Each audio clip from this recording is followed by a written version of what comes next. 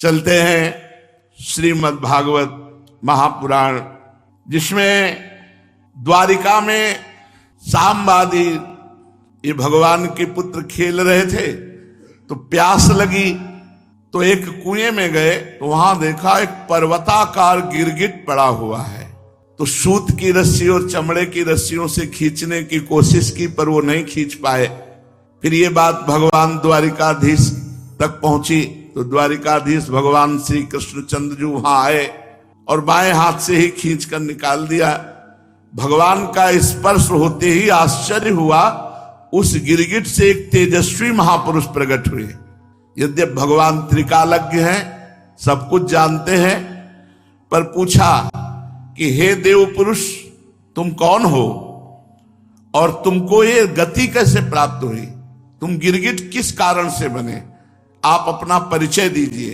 तो राजा नृग ने कहा, नृगो नाम नरेंद्रो मिच्छ्वाकुतनयः प्रभो दानि स्वाख्याय मानेषु यदि ते कर्णमस्पृशम।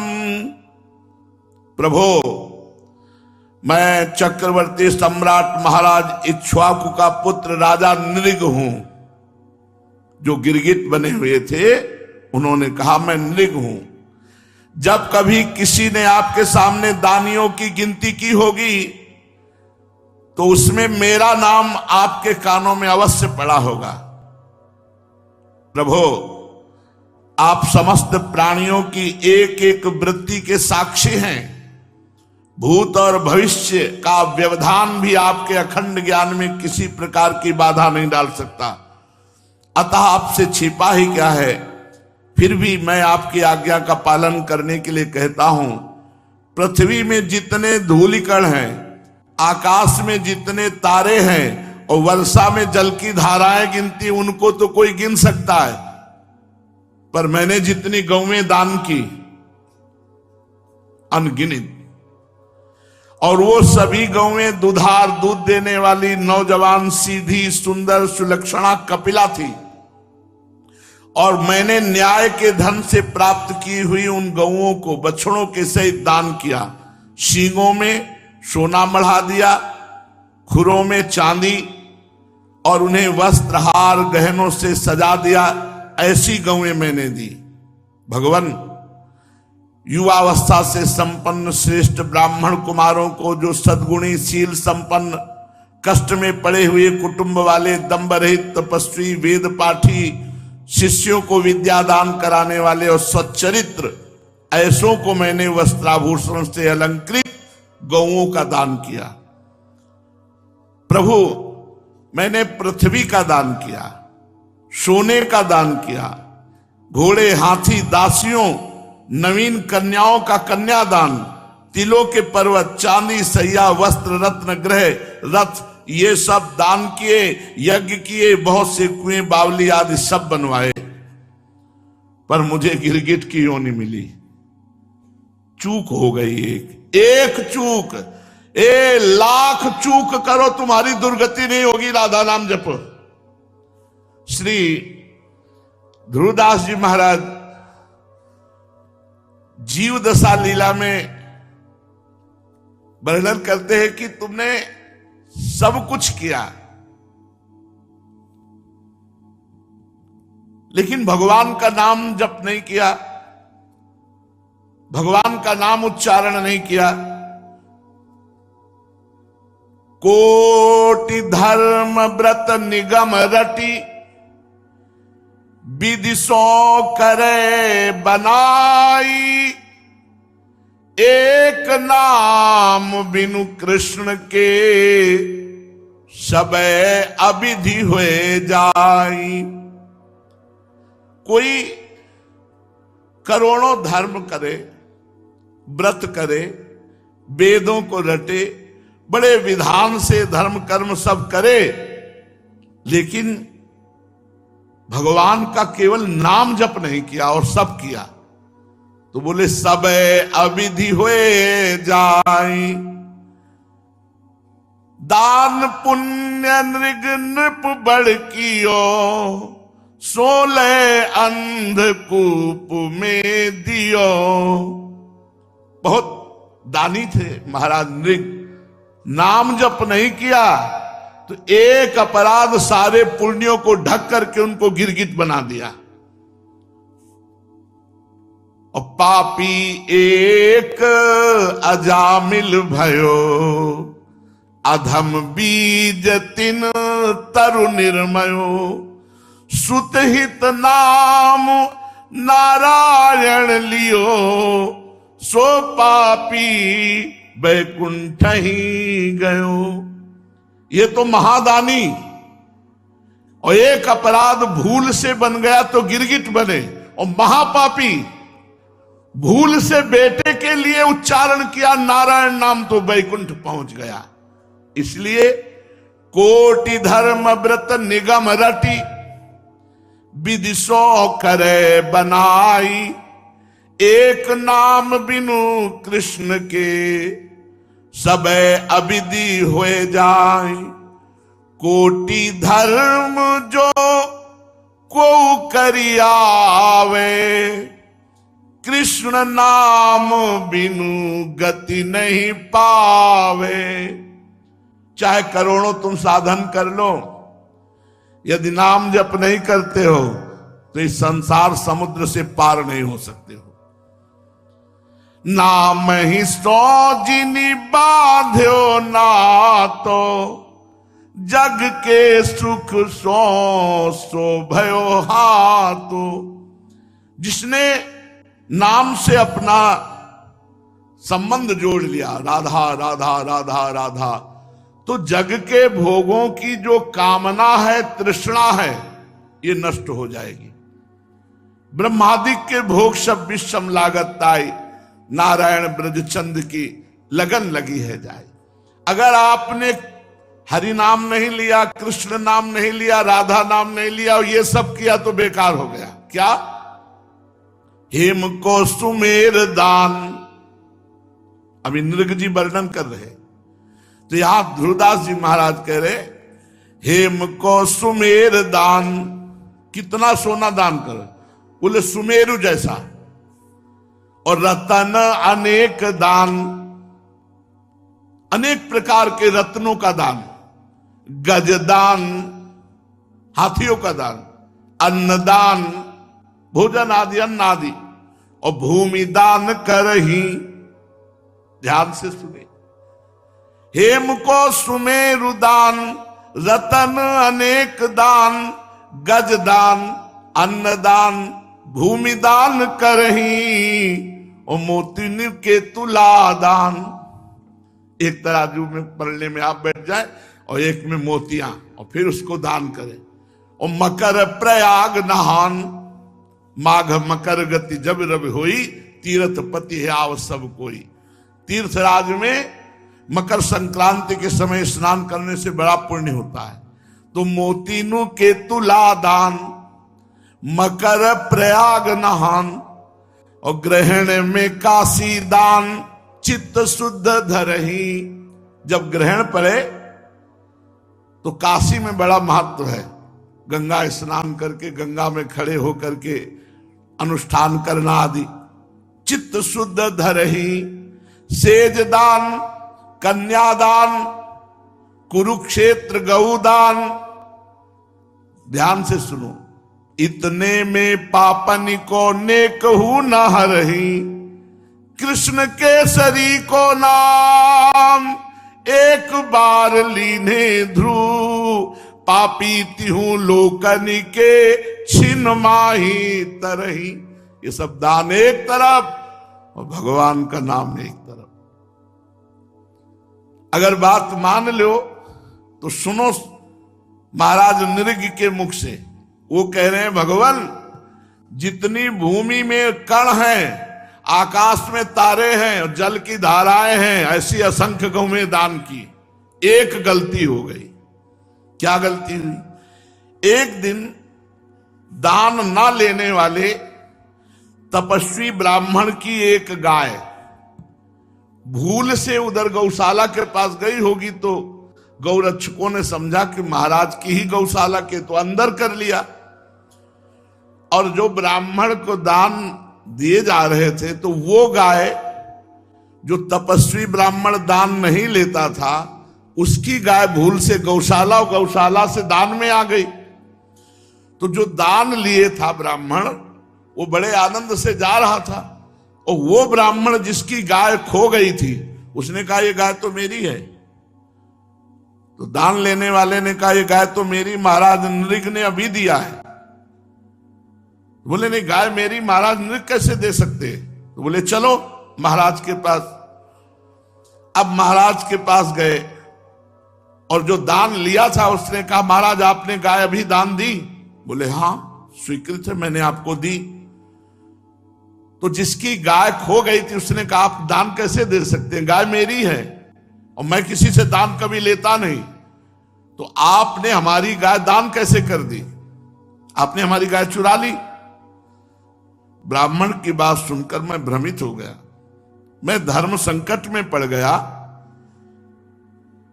तो जिसकी गाय थी उससे कहा 1 लाख गाय दूंगा, आप इस गाय को दान दे दिया, हमने तो दे दिया, तुम्हें 1 लाख गाय देता हूं। उनका मैंने कभी दान लिया ही नहीं, मैं अपनी गाय लूंगा।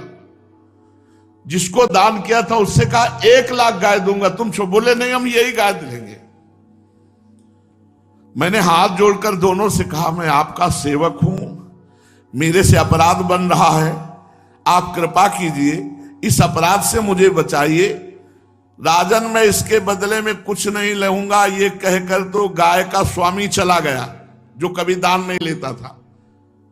इसके बदले में 1 लाख क्या, तुम और 10,000 गाय दो तो भी मैं नहीं लूंगा, ये कहकर दूसरा ब्राह्मण चला गया। जब मेरी आयु समाप्त हुई तो केवल इतने के कारण मुझे यमपुरी ले जाया गया। यमपुरी में ले जाकर के धर्मराज ने पूछा तुम अपने पाप का फल भोगना चाहते हो पहले या पुण्य का? तो हमने कहा पाप का। तो मुझे तत्काल ये गिरगिट का शरीर मिला द्वारिका के कुएं में। तब से मैं बड़ा कष्ट भोग रहा था। आज आपके दर्शन से गिरगिट योनि से मुक्त हुआ हूं। प्रभु मैं ब्राह्मणों का सेवक, उदार, दानी, आपका निज जन, बड़ी अभिलाषा थी कि आपके किसी प्रकार दर्शन हो जाए। ये आपकी कृपा है कि पूर्व जन्म की हमारी स्मृति नष्ट नहीं हुई। हे परमात्मन, बड़े बड़े शुद्ध हृदय योगीश्वर उपनिषदों की दृष्टि से अपने हृदय में आपका ध्यान करते रहते हैं। हे इंद्रियातीत परमात्मन, साक्षात आप मेरे नेत्रों के सामने आ गए। ये कितनी बड़ी कृपा है आपकी। प्रभु मैं तो अनेक प्रकार के व्यसनों, दुखद कर्मों में फंसकर अंधा हो रहा था।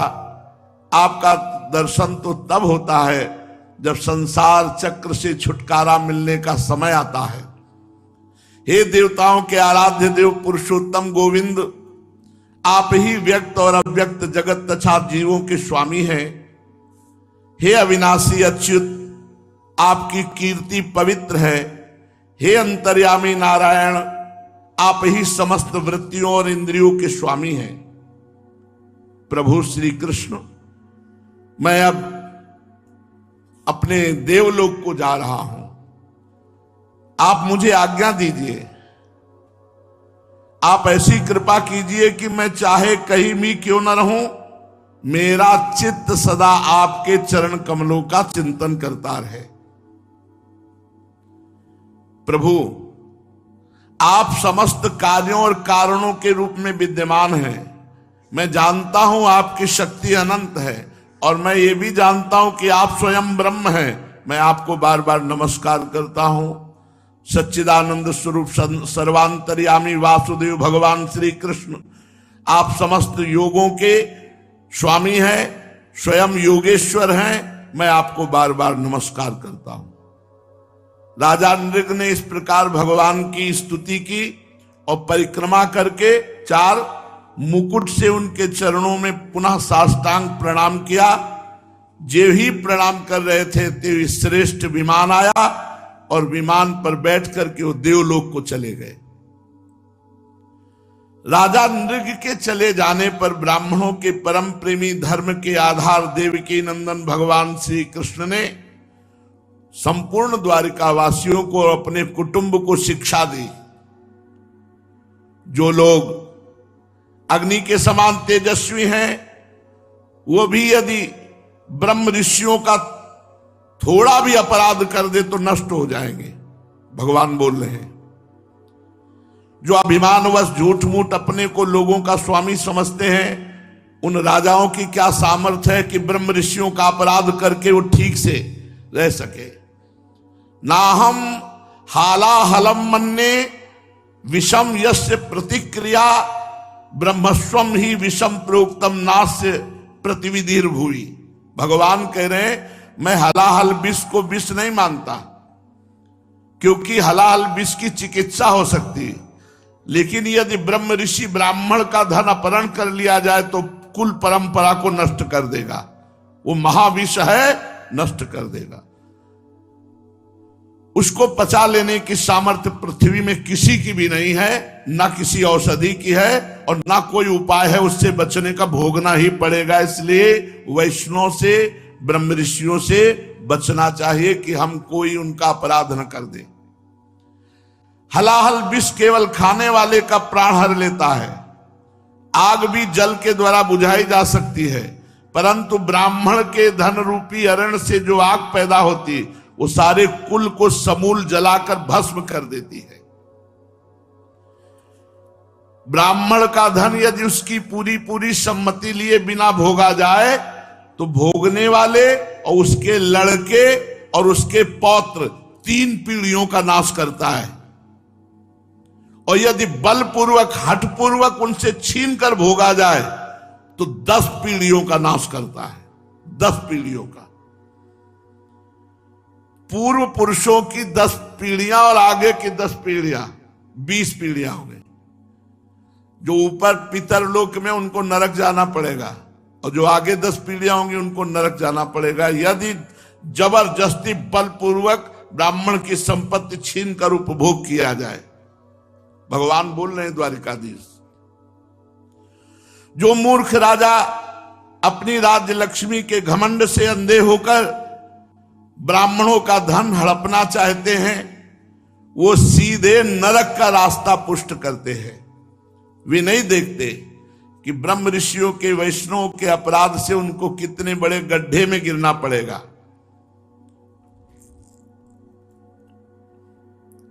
जिन उदार हृदय बहुकुटुंबी ब्रह्म ऋषियों की वृत्ति छीन ली जाती है, तो जब दुखी होकर कोई ब्राह्मण रोता है तो उसके आंसुओं से जितने धूलिकण भींजते हैं, उतने वर्षों तक ब्राह्मण के स्वत्व को छीनने वाला उच्छृंखल कुंभी पाक नरक में पकाया जाता है। बचना चाहिए। दुखिया को न सताइए, दुखिया देगा रोए, और जब दुखिया के मुखिया सुने तब तेरी गति का होए। किसी गरीब ब्राह्मण, ब्रह्म ऋषि, वैष्णव की आप बलपूर्वक संपत्ति छीन लिए और वो बेचारा एकांत में बैठ के रो रहा है, तो उसके आंसुओं से जितने धूलिकण भींगेंगे उतने वर्षों तक कुंभी पाक नरक में पकाया जाएगा। वो जो मनुष्य अपनी या दूसरी की दी हुई ब्राह्मणों की वृत्ति, जैसे आपने ही जमीन दे दिया ब्राह्मण को, 2 बीघा दिया हमने, और फिर छीन लिया, अपनी ही दी हुई या दूसरे के द्वारा दी हुई जीविका का साधन छीन लेते, तो 60,000 वर्ष तक विष्ठा के कीड़ा बनते हैं। भगवान बोल रहे 60 वर्ष सहस्त्राणी विष्ठायाम जायते क्रमिहि। ब्राह्मण के संपत्ति में कभी हाथ नहीं लगाना चाहिए, क्योंकि वो संपत्ति ऐसी तुम्हारी कुल परंपरा का नाश कर देगी। भगवान कह रहे हैं। इसलिए मैं समस्त द्वारिका वासियों से और अपने परिवार से कहता हूं कि हमारे कोष में ब्राह्मणों का धन कभी भूल कर न लाया जाए, क्योंकि जो लोग ब्राह्मणों के धन की इच्छा करते हैं उनसे छीनने की बात तो अलग रही, वे अकाल मृत्यु को प्राप्त होते हैं, शत्रुओं से पराजित हो जाते हैं, संपत्ति से भ्रष्ट हो जाते हैं और मृत्यु के बाद उनकी सर्प योनि होती है, सांप की योनि में उनको जन्म लेना पड़ता है। इसलिए मेरे परिवार के जनों, द्वारिकावासियों, यदि ब्राह्मण अपराध करे तो भी उससे द्वेष मत करो।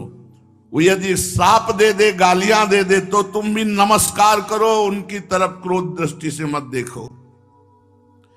देखो, मैं भी तीनों समय ब्राह्मणों को नमस्कार करता हूं। स्वयं भगवान कह रहे, तीनों समय प्रातः मध्याह्न सायं ब्राह्मणों को नमस्कार करता हूं। परीक्षित, ब्राह्मण के धन का अपहरण हो जाए तो वो अपहृत धन उस अपहरण करने वाले को, अनजान में उसके द्वारा यह अपराध हुआ हो तो अधापतन डाल ही देता। जैसे महाराजा नृग इतने बड़े दानी, लेकिन ब्राह्मण का अपराध बन गया। ना दान लेने वाली गौ, जो ब्राह्मण दान नहीं लेता था, उसकी गौ उन्होंने दान में दे दी। बस इतने अपराध। अवश्य राजा का क्या अपराध इसमें, लेकिन राजा को दंड मिला, गिरगिट बनना पड़ा।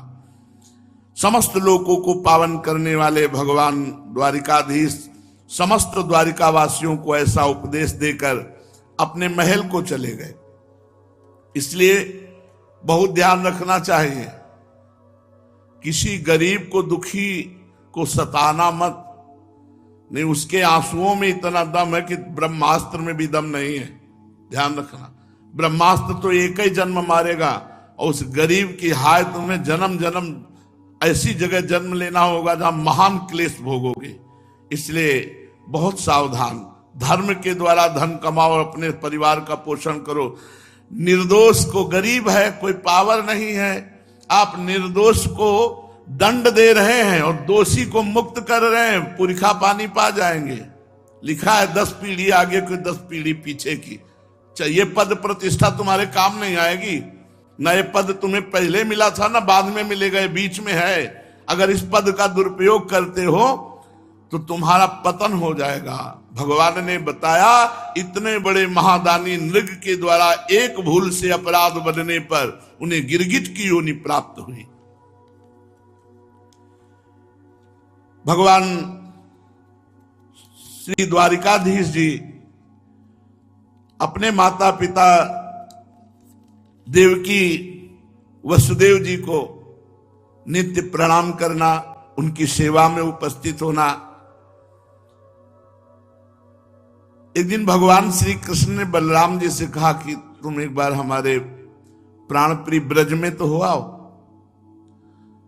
हमारे नंद बाबा कैसे हैं, ब्रजवासी कैसे हैं,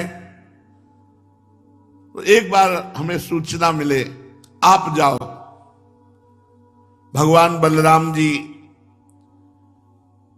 ब्रजवासियों की क्या वृत्ति है, किस आनंद में है, कैसे हैं, ये जानने की उत्कंठा, तो रथ पे सवार होकर द्वारिका से ब्रज में आए, नंद बाबा के ब्रज में। ब्रजवासी गोप और गोपियां बड़ी उत्कंठित थी। जब देखा कि भगवान बलराम जी आए तो सब उन्हें बड़े प्रेम से गले लगाए। बलराम जी ने माता यशोदा और नंद बाबा को प्रणाम किया। उन लोगों ने भी आशीर्वाद देकर उनका अभिनंदन किया और ये कहकर कि बलराम जी तुम तो जगदीश्वर हो, अपने छोटे भाई श्री कृष्ण के साथ सर्वदा हमारी रक्षा करते रहो। उनको गोद में ले लिया। नंद बाबा जी बड़े वृद्ध जो ब्रजवासी थे बलराम जी को, और प्रेमाश्रुओं से उन्हें भिगो दिया। बड़े बड़े गोपों को बलराम जी ने और छोटे छोटे गोपों ने बलराम जी को नमस्कार किया। वे अपनी आयु, मेल जोल और संबंध के अनुसार सबसे मिले जुले। ग्वाल बालों के पास भगवान बलराम जी मिले। किसी ने बलराम जी को गले से लगाया, किसी ने हाथ मिलाया, किसी से मीठी मीठी बातें की, किसी को खूब हंस हंस कर गले लगाया। जब बलराम जी की थकावट दूर हो गई, वे आराम से बैठ गए, तब ग्वाल बाल उनके पास आए। इन ग्वालों ने कमल नयन भगवान श्री कृष्ण के लिए समस्त भोग, स्वर्ग और मोक्ष तक का त्याग कर दिया था। बलराम जी ने जब उनके और उनके घर वालों के संबंध में कुशल प्रश्न किया, तब उन्होंने प्रेम गदगद वाणी से उनसे प्रश्न किया कि बलराम जी, वसुदेव जी आदि हमारे सब भाई बंधु सकुशल है ना? आप लोग सकुशल है ना? हमें लगता है कि आपके बालक भी हो गए होंगे। क्या आप लोगों को हमारी याद आती है, हम ब्रजवासियों की? और सुना कंस मारा गया तो आपने पूरे यदुवंशियों की रक्षा कर ली। आप लोग और बहुत से शत्रुओं को जीत लिए हैं और महान दुर्ग द्वारिकापुरी में अब निवास करते हैं। परीक्षित, भगवान बलराम जी के दर्शन से, उनकी प्रेम भरी चितवन से गोपियां आनंदित हुई। उन्होंने हंसकर पूछा, क्यों बलराम जी, नगर नारियों के प्राण वल्लभ श्री कृष्ण अब सकुशल है ना? क्या कभी उन्हें अपने भाई बंधु माता पिता की याद आती है? क्या वे कभी ब्रज में आएंगे? माता के दर्शन के लिए एक बार भी यहां आ सकेंगे? क्या महाबाहु श्री कृष्ण हम लोगों की सेवा का भी कुछ स्मरण करते हैं? आप जानते हैं कि स्वजन संबंधियों को छोड़ना बहुत कठिन है, फिर भी हमने श्री कृष्ण के लिए माँ बाप, भाई बंधु, पति पुत्र, बहन बेटियां, सारे संबंध छोड़ दिए, परंतु वे बात की बात में हमारे सौहार्द और प्रेम के बंधन को काटकर हमसे नाता तोड़कर द्वारिका चले गए। हम लोगों को बिल्कुल ही छोड़ दिया। देखो, हम चाहती तो उन्हें रोक लेती, परंतु जब वे कहते कि हम तुम्हारे ऋणी हैं, तुम्हारे प्रेम के उपकार का बदला कभी नहीं चुका सकते, ऐसी मीठी मीठी बातें करते, तो लगता है तो ऐसा कैसे हो सकता है कि हमें छोड़कर चले जाए। एक गोपी ने कहा, बलराम जी, हम तो गांव की गंवार ग्वालिने हैं। उनकी मीठी मीठी बातों में आ गई, परंतु नगर की स्त्रियां तो बड़ी चतुर हैं, भला वे चंचल, बड़े कथम नु गृहणंत्यन वस्थितात्मनो वचः कृतघ्नस्य बुधाहा पुरस्त्रियाः। ये प्रेम की भाषा है। गोपी ने कहा, वो चंचल, वो कृतघ्न श्री कृष्ण की बातों में नहीं फंसने वाली। हम लोग तो ब्रजवासिनी ठहरी, उनके प्रेम में जब वो कहते मैं तुम्हारा ऋणी हूं, मैं तुम्हारे प्रेम का उपकार का बदला नहीं चुका सकता, तो मुझे लगता है कैसे छोड़कर जा सकते हैं। दूसरी गोपी ने कहा, नहीं सखी, श्री कृष्ण बातें बनाने में तो अद्वितीय हैं, ऐसी रंग बिरंगी मीठी मीठी बातें कहते हैं, और ऐसी मुस्कुराहट, ऐसी चितवन, चाहे नगर नारियां हो चाहे कोई भी हो, वो प्रेमावेश से व्याकुल हो जाती हैं और उनकी बातें सुनकर अपने आप को न्यौछावर कर देती हैं। तीसरी गोपी ने कहा, अरे गोपी, हम लोगों को उनकी बात से ही क्या मतलब है? यदि समय ही काटना है तो कोई दूसरी बात करो, कृष्ण की नहीं। उस निष्ठुर का समय हमारे बिना बीत जाता है तो हमारा भी उसी की तरह, भले ही दुख से क्यों ना हो, समय बीत जाएगा। बात करते करते गोपी के सामने भावदेश में श्री कृष्ण, वही हंसी, वही प्रेम भरी मुस्कुराहट, वही चारु चितवन, वही अनूठी चाल, वही प्रेमालिंगन मूर्तिमान होकर नाचने लगा और बातों की बात में ही मधु स्मृति में तन्मय होकर के चिल्ला चिल्ला कर गोपी रोने लगी। हा कृष्ण, अभी कह रही थी कि हमें उनसे क्या मतलब, उनका समय हमारे बिना कट जाता है तो हमारा भी समय कट जाएगा। अचानक तन्मयता हुई, बस रोना प्रारंभ कर दिया। परीक्षित, भगवान बलराम जी अनुनय विनय करने में बड़े निपुण हैं। तत्काल उन गोपियों को सांत्वना देने लगे और भगवान की मधुर मधुर बातें, मधुर मधुर लीला कह करके उनके हृदय को शीतलता प्रदान कर रहे हैं। 2 महीने चैत और बैसाख ब्रज में रहे, गोपियों के साथ रह करके भगवान श्री कृष्ण की स्मृति में तन्मय करते बलराम जी बैठ जाते बीच में और उनकी लीलाएं, उनकी बातें, उनकी शोभा का वर्णन करते।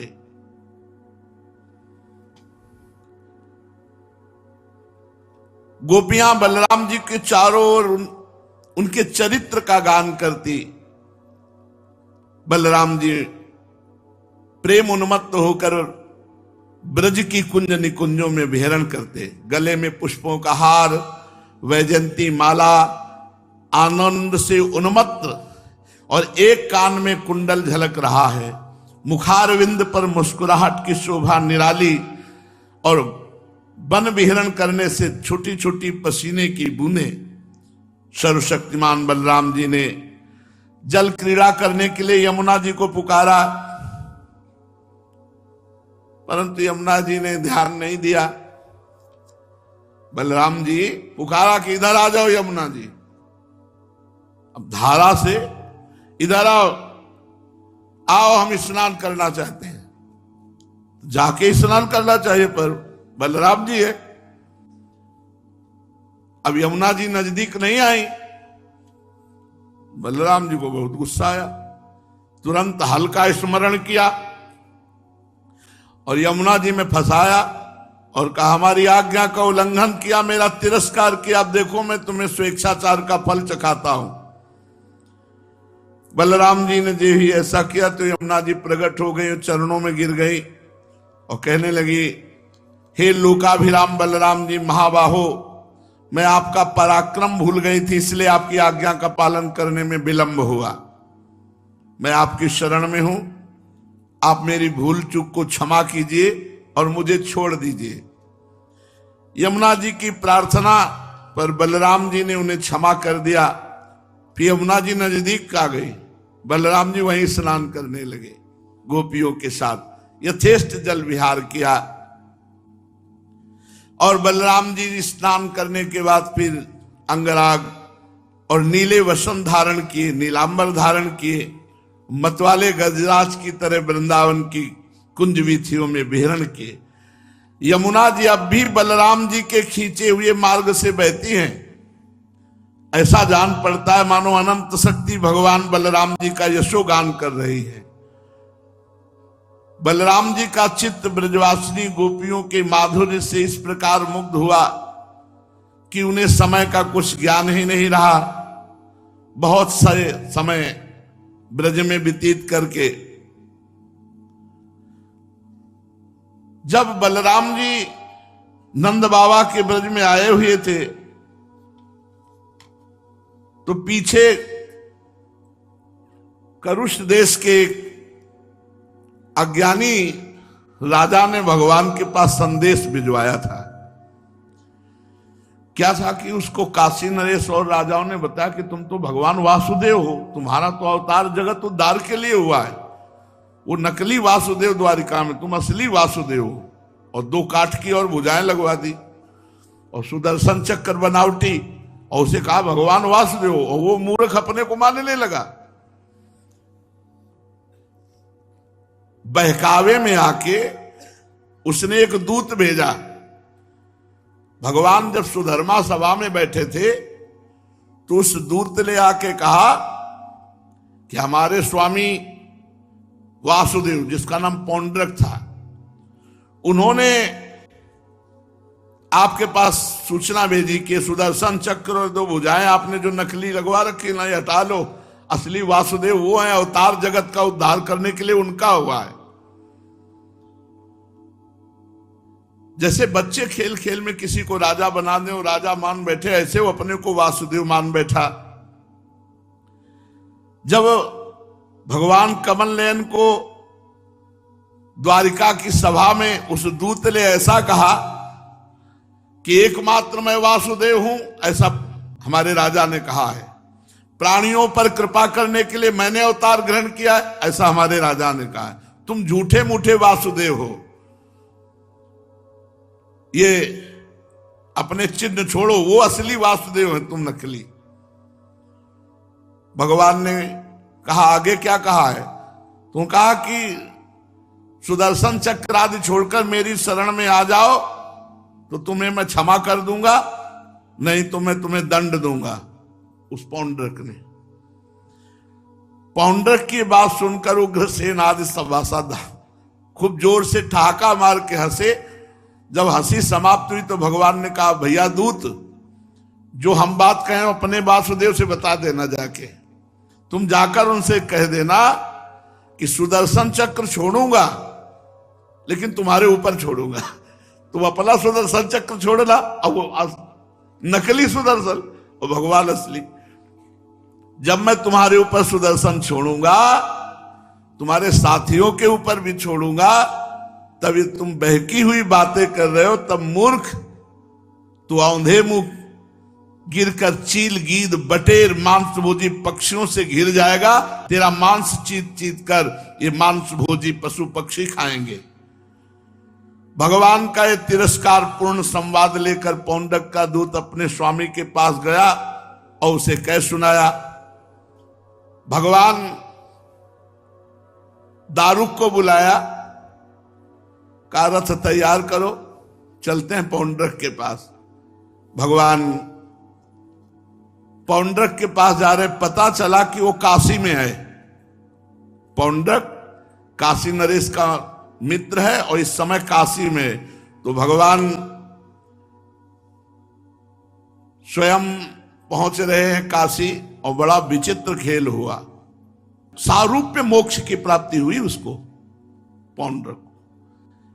मतलब झूठी बात करने से परम पद को प्राप्त हो गया। मैं वासुदेव हूं, मैं वासुदेव हूं, मैं वासुदेव हूं, ये चिंतन होने से वो सारूप्य मोक्ष को प्राप्त। यार कैसे हमारे भगवान है कि किसी भी तरह से भगवान से जुड़ जाए तो मंगल ही हो जाता है।